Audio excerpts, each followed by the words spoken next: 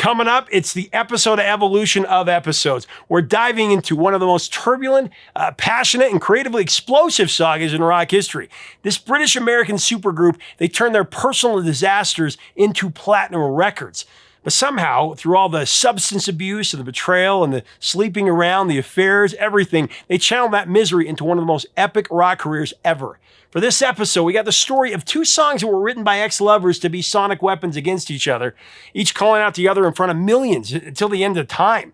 And the crazy thing is they had to perform these songs together night after night, smiling for the cameras while secretly seething.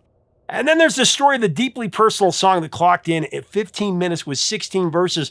I mean, it told the entire story of the band, but there was no way it was ever getting onto the album or on radio. So the songwriter had to keep chopping it down until it barely resembled what it was supposed to be. Somehow, it's still an all-time classic. We're going to get into it. The Evolution of Fleetwood Mac, told through their greatest songs and stories that have never been told until today. Let's do it. Hey, Music Junkies, Professor of Rock here. Make sure to subscribe to get our latest videos below. We're going to get right into it. It's another episode of our series, Evolution. And this is a show where we tell the story of a band's career through their most defining tracks across their 5 major albums. An A-side and a B-side from each record. They may not be the band's most popular songs, and they may not even be my personal favorites, but each song will take you from the beginning to the end of a band's journey and showcase the evolution of their sound and their artistic direction. And we're talking about Fleetwood Mac today. This one's going to be epic. Formed in London, England in 1967, the original lineup of Fleetwood Mac consisted of guitarist Peter Green, drummer Mick Fleetwood, and guitarist Jeremy Spencer, with bassist John McVie joining shortly after to complete the rhythm section that would eventually give the band its name. Now, guitarist Danny Irwin, he was also added in 1968, but things really started to shake up when Peter Green left in 1970, followed by Jeremy Spencer and Danny Kirwan. Now, to fill the void, the band recruited keyboardist Christine McVie. She'd already been a guest contributor, and she was married to John McVie, so there was that. The group spent years in a state of flux, experimenting with different styles and even relocating to California to escape legal battles and dwindling UK success. The final piece fell into place on New Year's Eve in 1974. Mick Fleetwood, seeking a new producer at Sound City Studios, heard the track Frozen Love by the duo of Buckingham Nicks.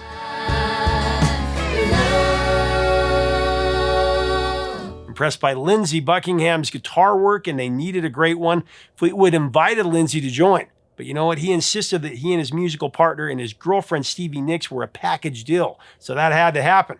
Mick agreed on the spot, and within weeks, the 5-piece unit entered the studio to record their 1975 self-titled album, instantly forging the chemistry that would define their global superstardom. And that's where we begin. Fleetwood Mac's 1975 self-titled album, often called the White Album, that was released on July 11th. The album steadily climbed the charts for over a year before reaching #1 on the Billboard 200. It would go on to certify 7 times platinum and spawn 3 top 20 hits in the US, Over My Head, Rhiannon, and Say You Love Me. Over my head.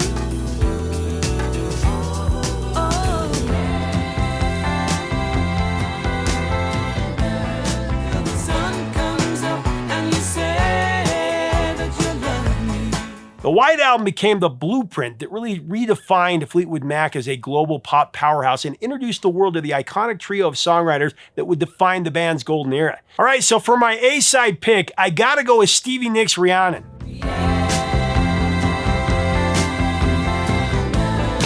So in 1974, Stevie picked up a book that would lead to the breakout hit, and it was called Triad, a Novel of the Supernatural by Marty Bartlett Leader. This was published in 1972, and the novel tells a haunting story about a woman named Branwen who loses her child and then gets possessed by a witch named Rhiannon. Stevie was absolutely captivated by that name. She told herself that if she ever had a daughter, she was going to name her Rhiannon. But Stevie couldn't wait that long to use it. So while working on material for her first album for Fleetwood Mac, she just sat down at the piano and started writing a song, and she called it that. It was released as the second U.S. single from the album, and it climbed to number 11 on the Hot 100 in 1976.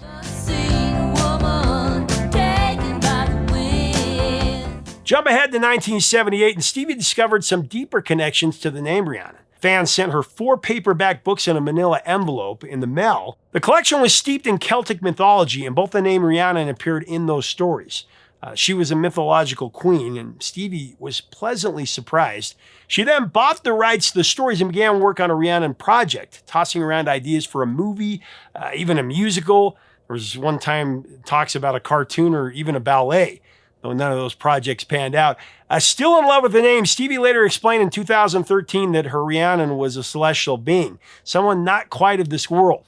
She was a mysterious, unattainable figure who appears on starless nights and vanishes just as quickly. Rhiannon was a perfect symbol for Stevie herself and was a huge influence on her image, inspiring her flowing shawls and the whimsical outfits she wore on stage.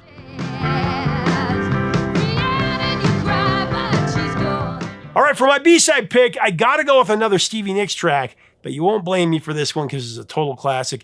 This one wouldn't be released as a single from the album, but would go on to become one of Fleetwood Mac's most beloved songs, a total standard, Landslide. Till the landslide brought me down. Now, Stevie and Lindsey Buckingham had just released their first album as the duo Buckingham Nicks, and it completely failed.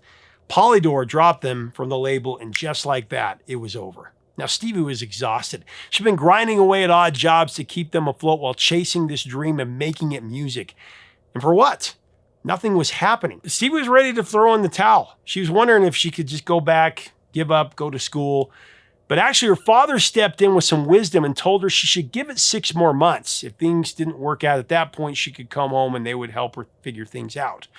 That was enough to keep Stevie going. So at the end of 1974, Stevie traveled with Lindsey to Aspen, Colorado, where he was actually rehearsing for Don Everly to prepare for a 3-month tour. While Lindsey was tied up with rehearsal, Stevie stayed in Aspen with a friend at a house with an incredible view of the mountains. Apparently, she was at the end of that 6 months that she'd given herself due to her father's advice, and she'd accepted the fact that really the dream was over. She was going to go back home. Now, at this moment, Stevie was looking out the living room window at all the snow surrounding her, and she had this thought. If an avalanche came right now, she'd be swept away. That image, it overwhelmed her. She thought about life's fragility, and within minutes, she'd written Landslide. Build my life around you.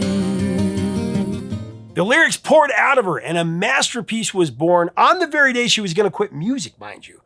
But with a song that was that powerful, she knew she had to keep going. Now, Stevie was 27 years old at this point. When you listen to those words, it sounds like she'd already lived for lifetimes. 3 months later, the phone rang. It was Mick Fleetwood with an offer that would change everything. An avalanche was about to sweep over her life in the form of Fleetwood Mac. Awesome. Older and I'm getting older too. Despite the welcome success of the White Album, by 1976, Fleetwood Mac was a powder keg ready to explode. John and Christine McVie were dissolving their marriage after 8 years together. Mick Fleetwood's marriage to Jenny Boyd was falling apart after he discovered her affair with his best friend. And Stevie Nicks and Lindsey Buckingham, turbulent as ever, had also broken up. Of course, it was the biggest soap opera in rock history at this point. They were going to break up. But then rather than disbanding, the group channeled their resentment and jealousy into their songwriting. February 76, they gathered at the record plant in Sausalito, California, and began work on their career-defining album, Rumours. For 11 months, the sessions were fueled by a volatile cocktail of cocaine, excessive alcohol, and extreme interpersonal tension. Affairs, everybody was sleeping with everybody. Should have been a total disaster. I mean, members were forced to sing backup vocals on songs written specifically about their own failings or the end of their own relationships. But Mick Fleetwood would say that they knew they had a huge album on their hands, and that drove them forward. The band's collective angst made for some absolutely brilliant material. We all know it. Released on February 4th, 1977, Rumours became a definitive masterpiece of pop rock, one of the greatest albums ever. To date, the album has sold between 45 and 50 million copies, depending on the source, one of the biggest ever. And of course, on the strength of 4 top 10 singles, Don't Stop, You Make Lovin' Fun. Don't stop thinking about tomorrow. Don't believe in the ways of magic. And the next two, which I'm going to call my double A side, Go Your Own Way and Dreams. How could I not?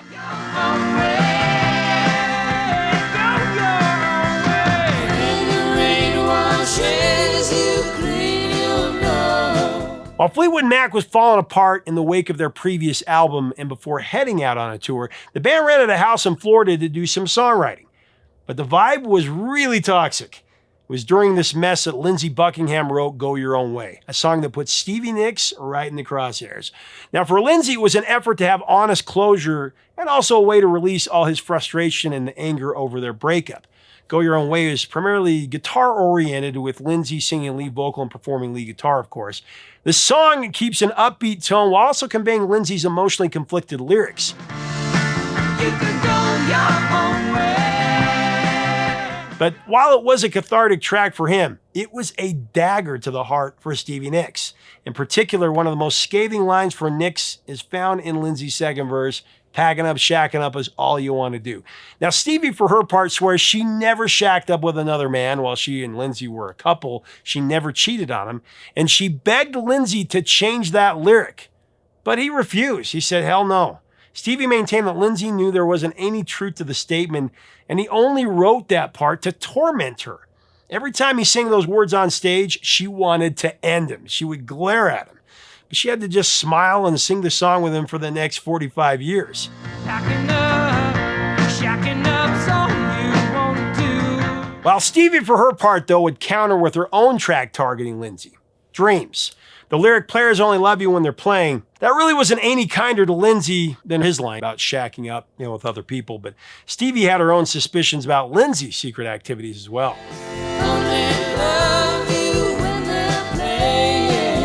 Of course, there's always two sides to every story, and in this case, there's two songs telling the two sides of the story. It's a great double A side.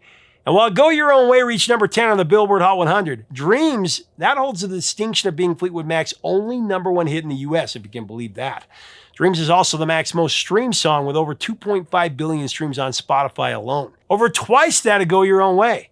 I mean, both songs are phenomenal, but in terms of commercial appeal, Dreams was the clear winner. And Stevie had to enjoy that victory for sure. To wrap around your dreams and All right, now for my Rumours B-side pick, I'm going with The Chain. And this song would be a monster. It's a monster.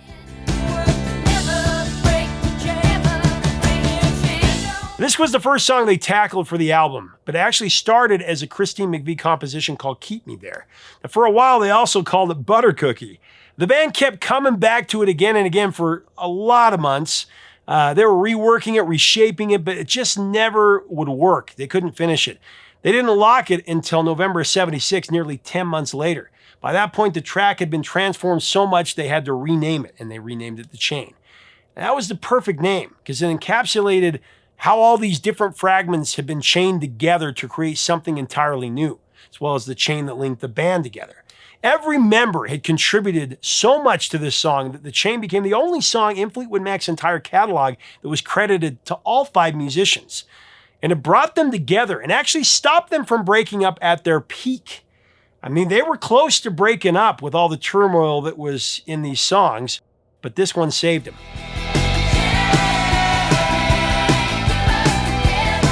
The transformation began when everyone agreed the structure was just too linear. The song, it needed a bridge. So as Lindsey explained, they cut one and edited it into the rest of the song. Pieces of different studio takes were spliced together to form the track. It was a lot of different songs together. It was a Frankenstein. The bass line that comes in at about the 3-minute mark, that part was independently written by John McVie, who was originally planning it to use it in a different song. Said Mick about it, The Chain was basically, it came out of a jam. It was very much collectively a band composition. The riff is John McVie's contribution, a major contribution, but it was really something that just came out of us playing in the studio together.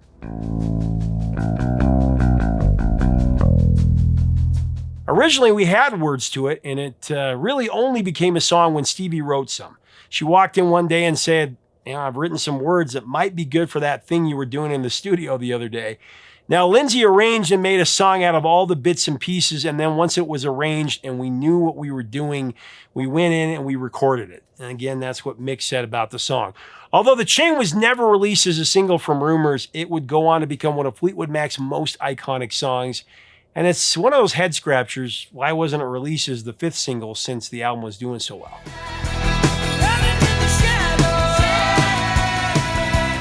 Well, following the astronomical success of Rumours, Fleetwood Mac returned to the studio in 1978 with a massive budget and total creative freedom.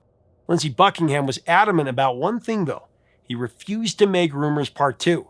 He wanted something more experimental. Now, the recording sessions for Tusk became legendary for their excess and unconventional methods. Ultimately, the double album cost several millions to produce if you update it for inflation, which was a tremendous cost back then. But as per usual, the personal drama made everything a lot more complicated. All right, so let's talk about that drama. Mick and Stevie had become a secret and tumultuous affair.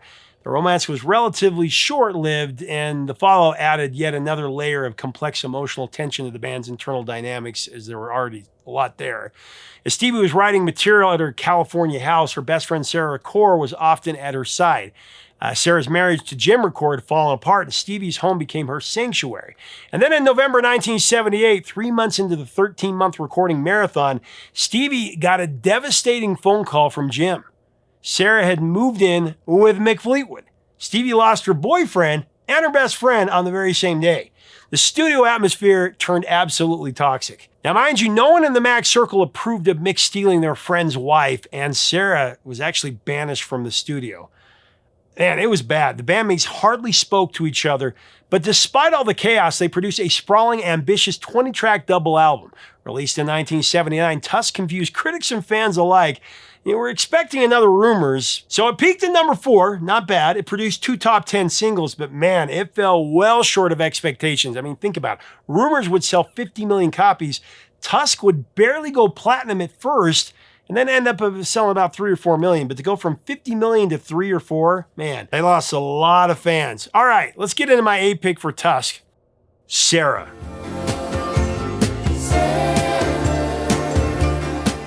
A trademark Stevie song through and through, and this one is probably her most personal, contemplative, and ethereal. I mean, there's so many layers to this thing.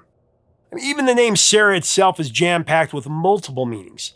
The obvious connection is Stevie's best friend Sara, who understandably believes she was the song's primary inspiration.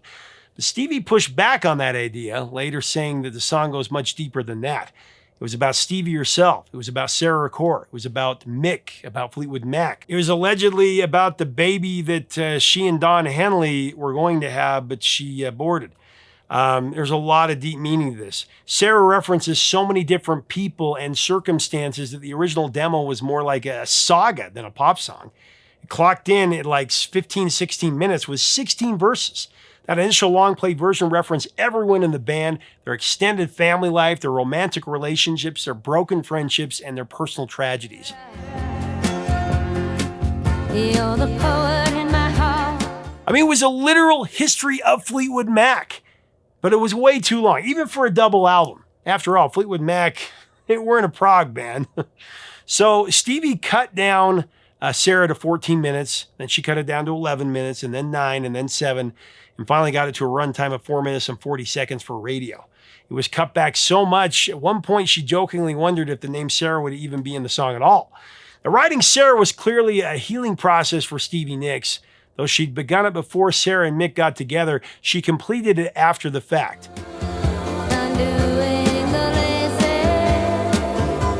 There's a deep feeling of wallowing inner misfortune in this song. It's present throughout, especially in one evocative line about drowning in the sea of love. Such a haunting song. Now, years later, Stevie called that lyric self-indulgent. She said we all love to lay face down on our bed and wallow in the misery. But even though she hated the suffering and the pain, it was worth it if that same suffering drove her to her typewriter. Sara was the highest charting single from Tusk, going all the way to number 7 on the Hot 100. In the sea of love.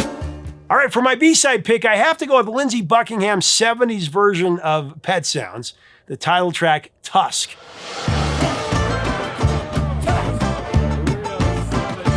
Written by Lindsey, but this one goes back to Mick, a riff and a vision that he had for a song that would capture Fleetwood Mac's identity as a whole. He wanted it to be something really grand, but also introspective. Tusk began as just a little riff the band would play when taking the stage in concert.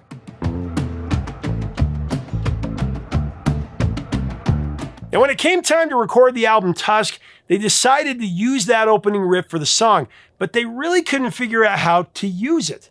So they scrapped the idea for many months. In fact, they were going to throw the song out. But the riff would not leave Mick Fleetwood's head, so he kept playing with it.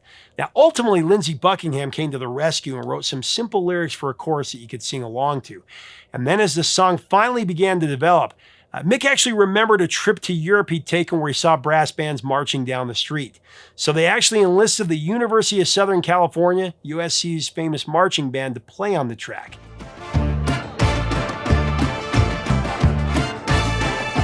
And that made the cost go way up.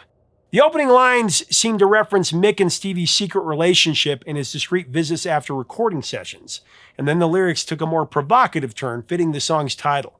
Slang term for, has sexual connotations.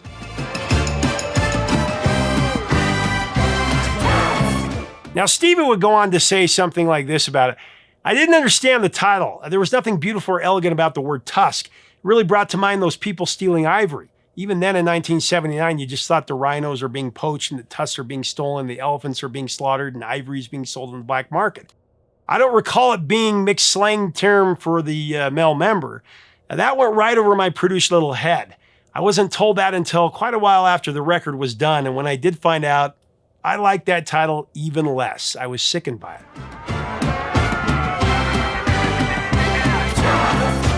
So after the Tusk World Tour wrapped, Fleetwood Mac was depleted, so the band actually took a year off. Now during that hiatus, both Stevie and Lindsey released solo records in 1981.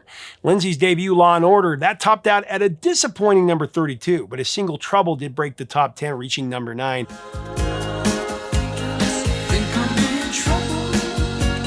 Meanwhile, Stevie absolutely crushed it with her solo debut, Belladonna. That went to number 1. It was multi-platinum. It featured 2 top 10 duets, Stop Dragging My Heart Around with Tom Petty and Leather and Lace with Don Henley. Edge's 17 reached number 11 and became a classic as well.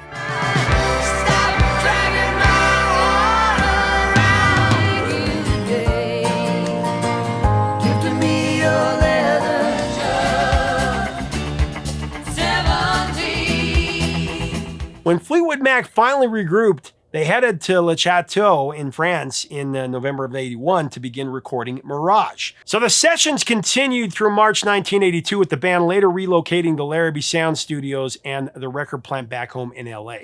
The band wanted to return to a polished, radio-friendly sound that had defined their mid-70s peak with this one. And there was tremendous pressure on Lindsey, for sure.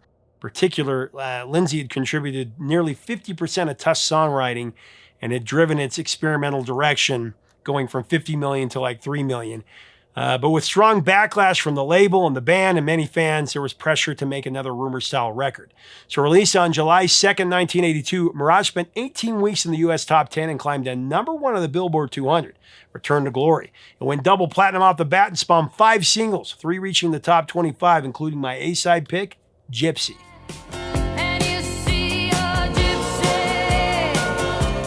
All right, so rewind with me for a moment back to 1968. This is where Stevie and Lindsey were living in San Francisco. They were young, they were broke, they were chasing their musical dreams. But money was tight, so their apartment was bare bones. I mean, it was just a mattress on the floor with some old vintage blankets draped over it. Lace and paper flowers, really. This is the vibe and imagery Stevie would tap into for this song. Back to the gypsy that she was.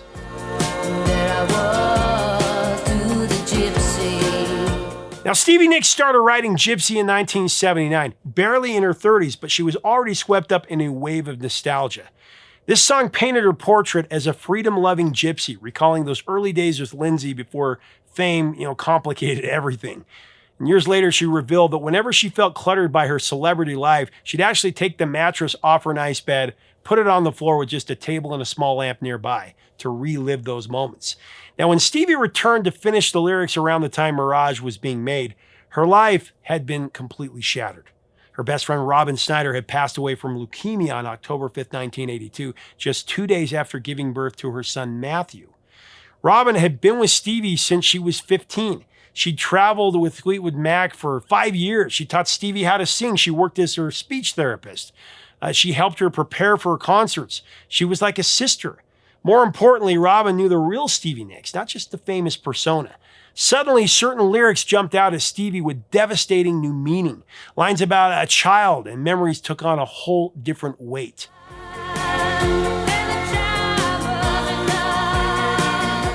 Gypsy became about longing for simpler times and mourning a friendship that would never be replaced. It was released as a single in August of 1982, and it went to number 12 on the Billboard Hot 100. And it's interesting because later, after Robin passed, Stevie would actually marry Robin's widower. The marriage did not last long at all.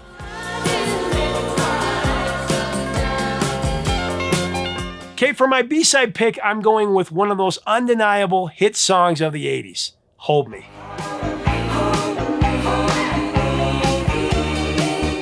Co-written by singer-songwriter Robbie Patton, this Christine McVie track was driven by her roller coaster relationship with Dennis Wilson from the Beach Boys. The two were together for about 3 years in the late 70s and early 80s. Actually, Mick Fleetwood introduced them, and Christine fell hard for Dennis Wilson. I mean, everybody in Fleetwood Mac loved Dennis Wilson, but man, he was completely out of control at this point. Copious amounts of cocaine and endless pills and constant benders.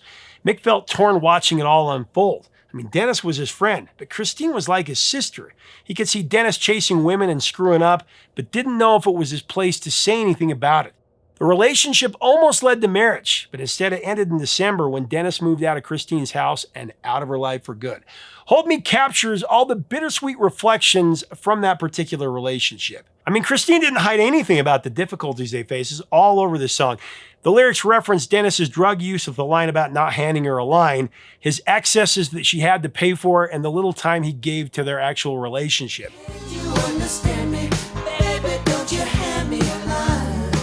But as always, with Christine's writing, she played on contrasts. She blended reproach with seduction. The highly suggestive line about slipping your hand inside of my glove, that was pure Christine. Now, for the song, Christine also agreed to share the microphone with Lindsey Buckingham, one of only a couple of singles to be released as a Christine and Lindsey duet.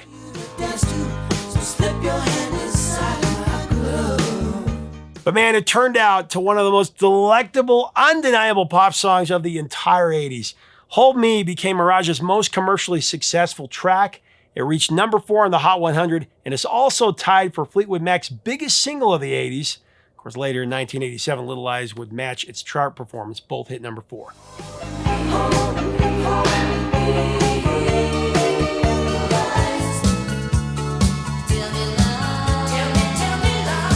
After Mirage dropped in 1982, Fleetwood Mac needed a big break. They were burned out from creating 4 massive albums in a row, and the band members went their separate ways for nearly half a decade, 5 years. Except John McVie, everyone wanted to pursue solo careers.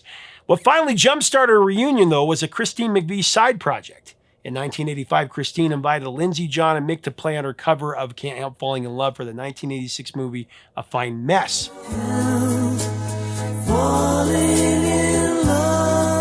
They had such a great time, they realized it was a good time to give Fleetwood Mac another go. Well, almost everyone did. Stevie was MIA for most of the recording process, actually mailing in her demos instead. She only showed up for a few weeks toward the end of the album. Now, the album was called Tango in the Night and was created at Rumbo Recorders in the San Fernando Valley with mixing and overdubbing at Lindsey Buckingham's home studio. Lindsey co-produced alongside Richard Dashin. Now, the process took an extended 18 months. As things progressed, Lindsey grew increasingly frustrated. John was rusty and couldn't play his parts properly. Christine often found herself on the outs of the creative process, and Mick and Stevie were both wrestling with substance abuse seriously at the time. When they moved to Lindsey's home studio to finish, he parked a Winnebago in his driveway, and he told Mick and Stevie to keep any drug-related activity out there. It was not allowed in his house. And despite this latest round of chaos, the fivesome finished the album. Barely. Released in 1987, Tango in the Night became the band's second biggest seller after Rumours. A lot of people forget about that. It actually sold 15 million copies worldwide. All right, so jumping into the Tango A-side, I gotta go with Everywhere. The only song on Tango in the Night written exclusively by Christine McVie.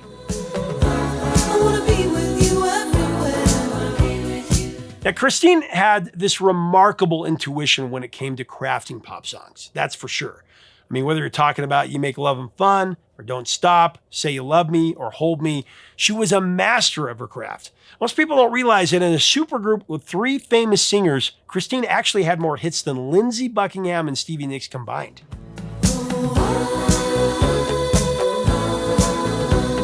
Describing her process, she claimed she never struggled over her songs. They always came quickly. The shimmering backing track, though, for Everywhere, that came largely thanks to Lindsey Buckingham.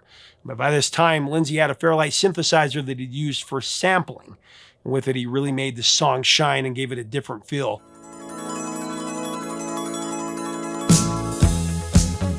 Early versions of the song didn't feature Stevie Nicks harmonizing like we're used to hearing, though.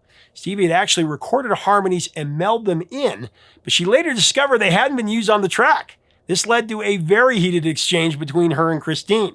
Stevie complained about her vocals being left out, and outraged Christine fired back, telling Stevie that she'd want her to sing on it too, but Stevie just didn't bother to show up to the studio at all. Fleetwood Mac, they'd been working on Tango in the Night for a year, and Stevie had only shown up for like 1 or 2 days. So she's like, what do you expect? Nicks backed off and Christine took the high road. She actually put Stevie's vocals back on the track, and it worked. Everywhere was released as Tango's 4th single, and it just missed out on the top 10. It went to number 14 here in the US, but I gotta tell you, I think it was shortchanged. But man, years later, it's one of their biggest hits, and due to some commercials has been used in. Everywhere actually did claim number 1 on the US Adult Contemporary chart and later recharted decades later. I wanna be with you everywhere. Man, it was so tough to pick a B-side from this album because Tango in the Night has a lot of great songs. I mean, there's Little Lies and there's so many others. Big Love's great. But for my B-side, I gotta go with one that you never hear anymore, and it was a big hit song, 7 Wonders. Tell me lies, tell me sweet little lies. Big, big love. If I live to see the 7 wonders. For this one, Stevie Nicks brought in an outside collaborator named Sandy Stewart. The Texas songwriter had collaborated with Stevie Nicks on 3 tracks from her 1983 solo album, The Wild Heart. The partnership went so well that the two women kept in touch and kept trading ideas for songs. Now, while Tango in the Night was in the works, Sandy played Stevie a demo of 7 Wonders. When Stevie heard the song, she knew she had to have it, and she asked Sandy what her plans for the song were. Sandy said, well, when I wrote it, I thought about you. So Stevie asked, well, what do you think about Fleetwood Mac recording it? Sandy, of course, was all for it. Who wouldn't be? So a deal was struck right then and there. If I live to see the 7 wonders. Now, Sandy had written lyrics for the song, but they wouldn't be used as she wrote them because she didn't get them to Stevie in time. This was before email. So Stevie had to sing them the way that she heard them on the actual demo. This actually led to her mishearing one of the lines in the first verse. Now, she thought she heard Sandy singing the words on the way down to Emma line. And that's what she's saying. That's what Stevie recorded. But what Sandy had actually written and sung was all the way down, you held the line. Now, Sandy later pointed out the mistake. Stevie didn't care. She loved the sound of the word Emma line and she kept it in. Said Nicks, and I quote, I saw the real words and I tried to sing the real words, which are in fact very different. But she would say the vocals with the original lyrics didn't sound nearly as good, so she kept it.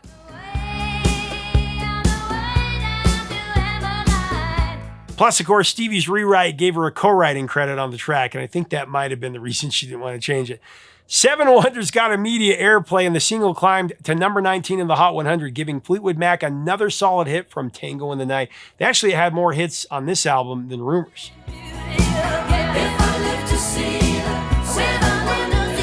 All right, so as we wrap up the story of these 5 powerhouse albums, we're also wrapping up the story of Fleetwood Mac's classic lineup run, at least until all 5 members came back together for a couple of brief runs in the late 90s and the 2010s. Still, even then, things would never really be the same. But as we fade out here, I want to give a couple of shout-outs to songs that didn't make the list, but definitely deserve some recognition. Songbird and Silver Springs, to tack it all off. Songbird and Silver Springs, both incredible songs that I feel like should be part of this evolution. But again, I'm going with the actual albums here, so that's why I didn't include them. And of course, you got to hear The Dance. It's a classic album. And the songbirds are singing. You could be my silver spring.